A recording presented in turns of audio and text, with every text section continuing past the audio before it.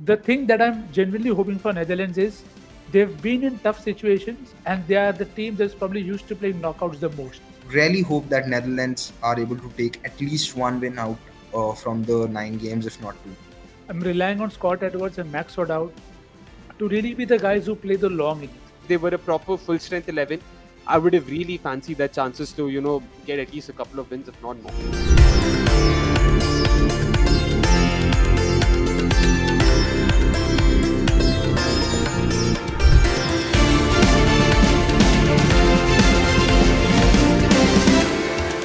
Let's move on then to the second team that we want to preview tonight. That is, of course, the Dutch, the men in orange, who, of course, were flying their trade against Australia in that curtailed warm up in Trivandrum.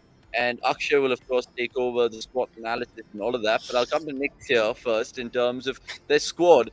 And where do you kind of see them? And are they just kind of making up the numbers in this tournament, or can they really be a giant killer on their day? They can be. Ask South Africa whether they can do it or not. And I think their success also recently in the qualifiers as well tells you that they have the skills. They've learned the harsh lessons from their losses in the past, and that is something that you see in their lineup. Also, there's a lot of experience in terms of people who played a lot of 50 over cricket, and that is what I'm banking on. That the guys like Baz Dilly, Logan Van Beek, Max O'Dowd, uh, Scott Edwards, these guys will form the fulcrum, and they'll have a very good support cast defending them and helping them. Are going to do well with Vikramjit doing well, and Rolf van der Merwe, who just dismissed Alex Carey-Bold. So his experience is going to be handy. There is Wesley Baresi. So the thing that I'm genuinely hoping for Netherlands is they've been in tough situations and they are the team that's probably used to playing knockouts the most, because most of the cricket is, if you don't do this, you're not getting another chance. So I think that pressure is something that they are accustomed to. Yes, they will be challenged by teams when they come up against a very good missed spin attack or a guy bowling well on his day. But I am genuinely hoping for them to put up a good fight in every game that they play.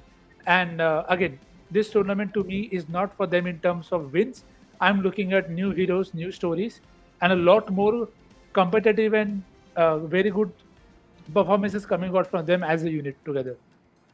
And it's a really fantastic article. I think Pranmod, our writer, has written on cricket.com about Netherlands, and they went to Alur for a camp prior to the World Cup as well. Gurkirat, I'll come to you right now, but before I do, I'll put up that squad graphic again. But what's making news in their camp in terms of the Netherlands? Well, you can read it on cricket.com right now. Like I just said, that Alur particular camp, whether it served them well or not, only time will tell. But let's go back to that squad of theirs, Gurkirat, because you saw them live, didn't you, in Sydney, India, Netherlands, in the T20 World Cup? Yeah, I did. And I'm And actually. who's their best player? And talk to me about this squad, please. Sorry. So I think Scott Edwards for me is their best batter versus spin. Whenever I've watched him bat, so many times I've seen him get past the 50 run mark, and he's someone who can really play spinners, square of the wicket quite well.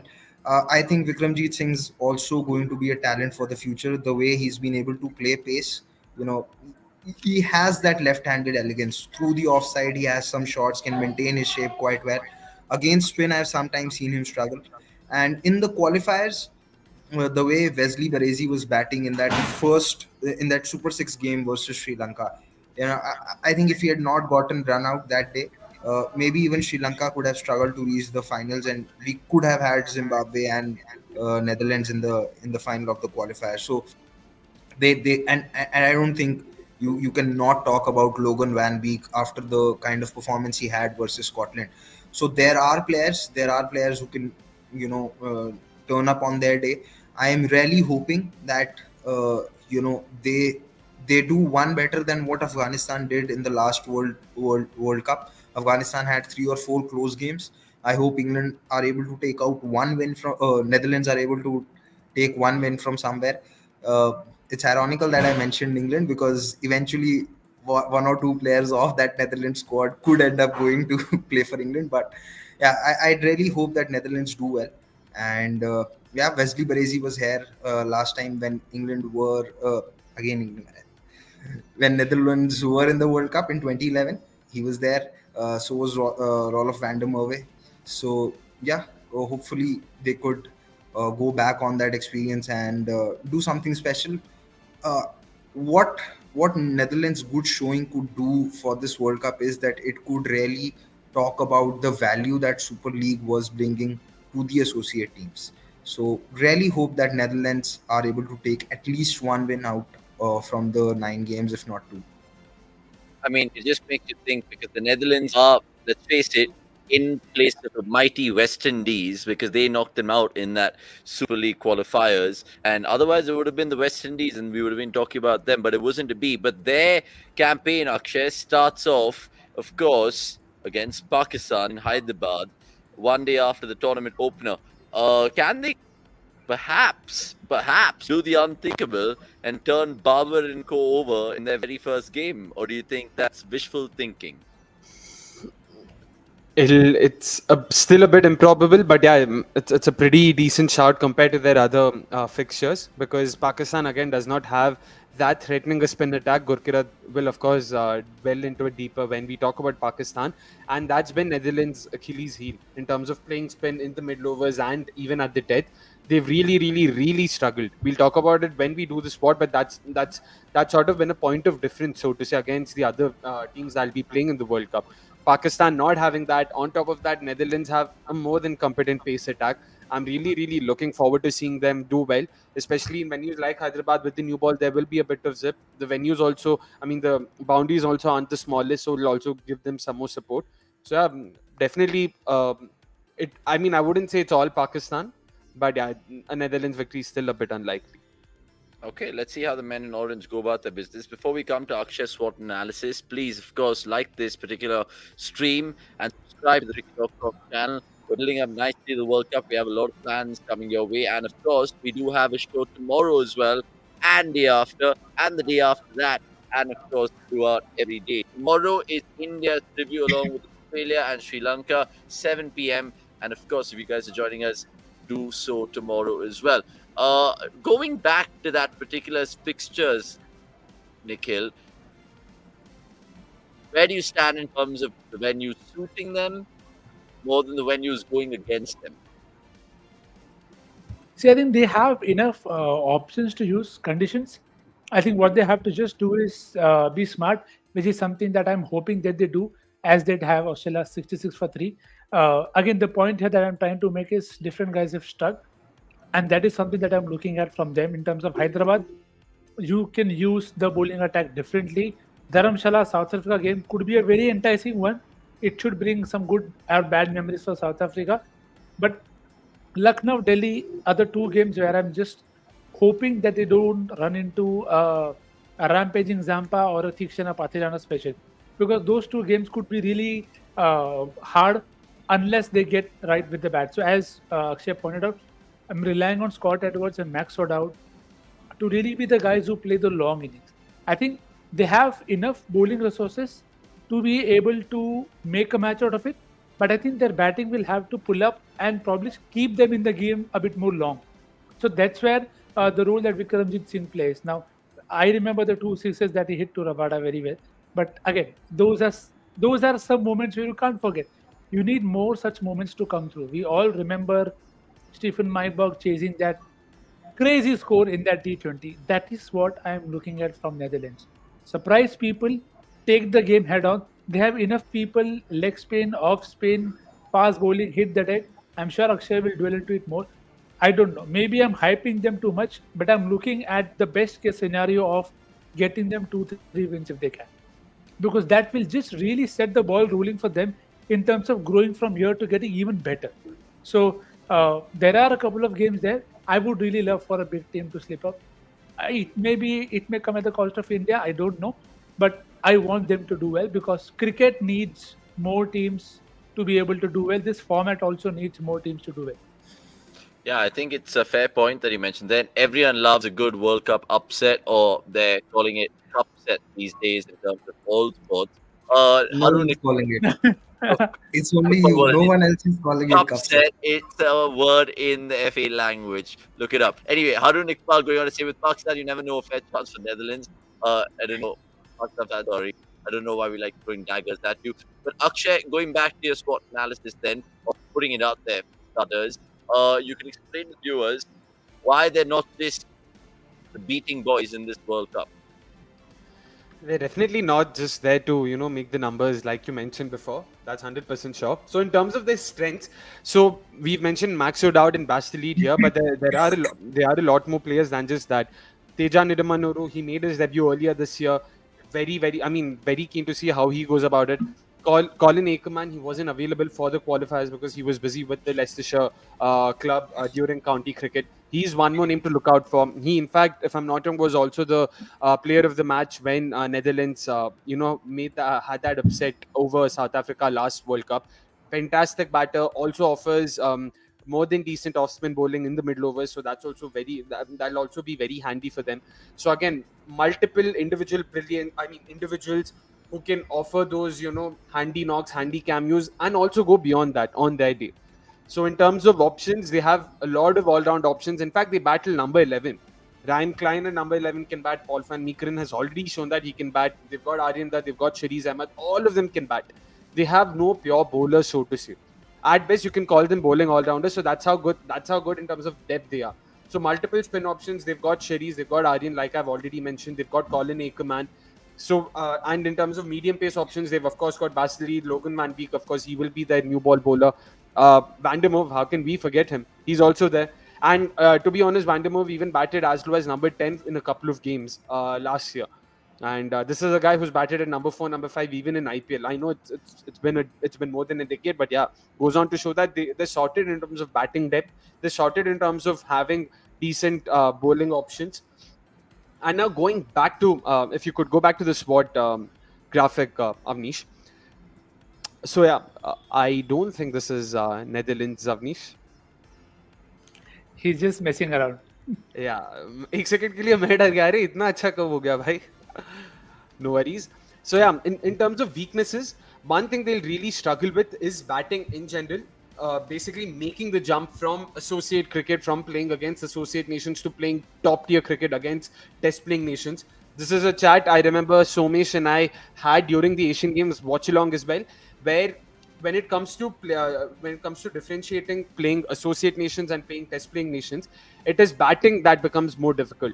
Bowlers usually make the jump fairly easily. Batters find it a lot more difficult when they have to handle, X factor bowlers who can bowl in excess of 145, who can bowl the ball, who can move the ball prodigiously, who can spin the ball square.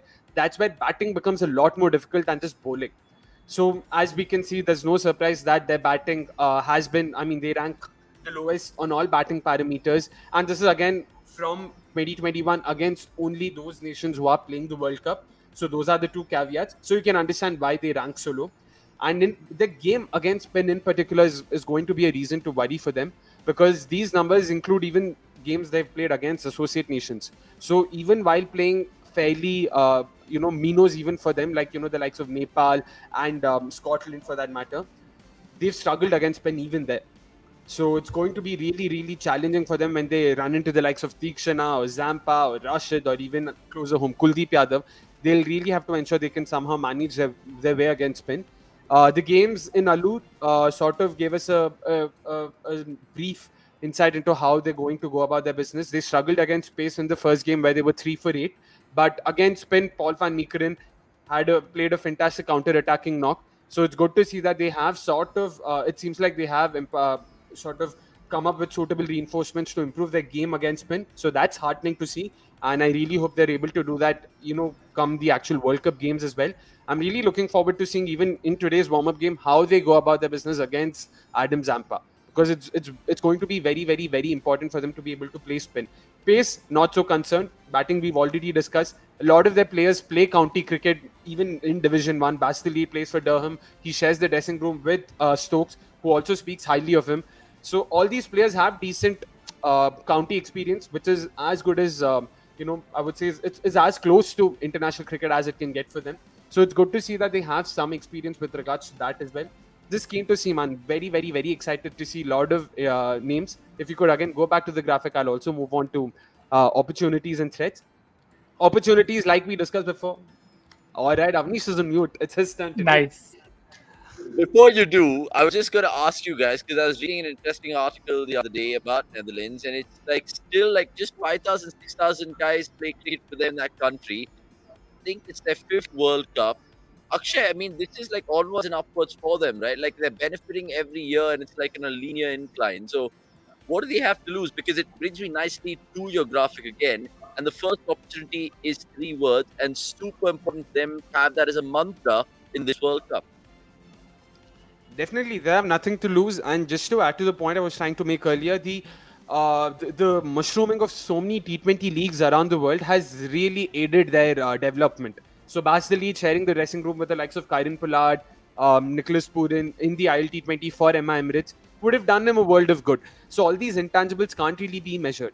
So, it's definitely onwards and upwards, like you said, and I really hope that's the case. So, there is nothing to lose. They've, in fact, not a lot of people, including their own teammates, including their own management, expected them to be here above the likes of Zimbabwe, West Indies, even Scotland for that matter, who really seemed like the team to beat from the associate circuit in the qualifiers. Them being able to pull that upset off thanks to Basili's Pfeiffer and a century goes on to show that they have enough individual performers there. And one more opportunity in terms of the fixtures is the fact that 5 of their 9 games come in relatively pace-friendly surfaces. And in the remaining 4 games, 2 of them come in Lucknow, which has a relayed surface. So the jury's still out on whether it'll be spin-friendly like we saw in the IPL, or if it aids a bit more, if it aids pacers a bit more. So that'll also be interesting to see. The 5 games they have 2 in Dharamshala, they have 1 in Ahmedabad, they have 1 in Kolkata, they have 1 in Bangalore. So all these venues where the Pacers will have a lot more, can do a lot more. Olfan Mikren, again, my personal favorite. I'm really, really, really looking forward to seeing him. He's also played the CPL before. He's a proper hit the deck bowler, has a very nice action, excellent run up, was very good even in the World T20, and unfortunately missed out for them because he had county commitments. So him and Colin Ackerman, both of them coming back into the setup, will be a huge boost for them. They unfortunately, the only threat, I mean, if you could go back to the graphic just to close out this conversation. Um, Yep. So in terms of threats, they've hardly gotten enough game time, which is very, very, very unfortunate. They've not played in India since 2016. They've not played an ODI in India since 2011, and they've not played any ODI in the last 3 months. When the next least number of ODIs played by a team is six. It's really, really, really unfortunate that this is the case, despite Ryan Cook making that plea, going live and telling that, we are more than happy to play any team who's happy to host us. Despite that, nothing happening for them. It's very unfortunate. And it'll definitely take a toll on them because, there's nothing like match practice. You can play as many nets you want. You can practice and prepare as much as you want. It's match practice that counts. And which is why those 2 games in Allur, despite them losing, would have kept them in good state. And one more threat, I would say, is the fact that they're missing out on, they're still missing out on quite a few first 11 options. Tim Pringle isn't playing, Fred Klassen isn't playing, Brandon Glover isn't playing. So all these names, ideally, if all of them had been there, if they were a proper full strength 11, I would have really fancied their chances to, get at least a couple of wins, if not more. Okay, so do I take your prediction next and your MVP? Because essentially, do you think they'll finish last, or do you think they can actually finish 8th, 9th? The dizzying heights of 7th or 8th, like Avnish would put it. Probably, yeah. That's where I'm looking. I'm hoping, rather. I'm being optimistic here. This is more a wish than, what exactly is going to happen. I'm hoping they finish at least 7th or 8th. Wins against Bangladesh, Afghanistan, and potentially even Sri Lanka, although the game's in Delhi, so it won't be so easy. So at least I'm hoping for a win or two. And in terms of MVPs, yeah, Paul van Meekeren, like I mentioned before, very, very, very solid option. And in fact, when Pramod did that fantastic interview with Saibrand Engelbert, guys, do please check it out. Fantastic interview. He's someone who played with Virat Kohli in the 2008 Under-19 World Cup. In fact, was responsible for his dismissal in the semi-finals. Exactly. And now, cut to 15 years later, where he stopped playing cricket, an MBA graduate who was just working, chilling out, doing his thing, all of a sudden, from nowhere, comes into the Netherlands setup, and now he's part of the World Cup. So really, really looking forward to seeing him in case he also gets some game time. He's in the same mold as Glenn Phillips. Bats, bowls, wicket keeps, a fantastic fielder, can do anything you want in the field. Proper team man. So that interview, again, another plugin, but make sure you do give it a check. Yep, there you go. So, lot of names, lot of all-round options, but my MVP would be Paul van Meekeren. Again, like I said, proper hit the deck bowler. So yeah, like I was saying, when Pramod did that interview, I in fact even had told him, like, because I wasn't able to go with him, do tell him that I say I hope to see him in the IPL. That's how much of a fan I am. So yeah, Just to add to that, you can obviously catch up the article. He's played Champions League as well, and in yep, Hyderabad, he's taken a in three for Hyderabad, exactly. versus Hobart Hurricanes. So Yep. again, just one of those things about players. I think you Google Seigels, his name, you'll see that catch that is made his Yeah, maiden yeah. name. But Yep. yeah, I think I'll not have more spoilers. Please go check out the interview and also check out the catch. Definitely, that catch versus Papua New Guinea was fantastic. Yep. He did have that 3 for against Hobart Hurricanes Hobart in Hyderabad. Their first game this time around versus Pakistan is in Hyderabad. is In in fact, their Hyderabad. second game is also in Hyderabad. So let's hope. It seems like the universe is conspiring towards something. Let's hope that's actually the case.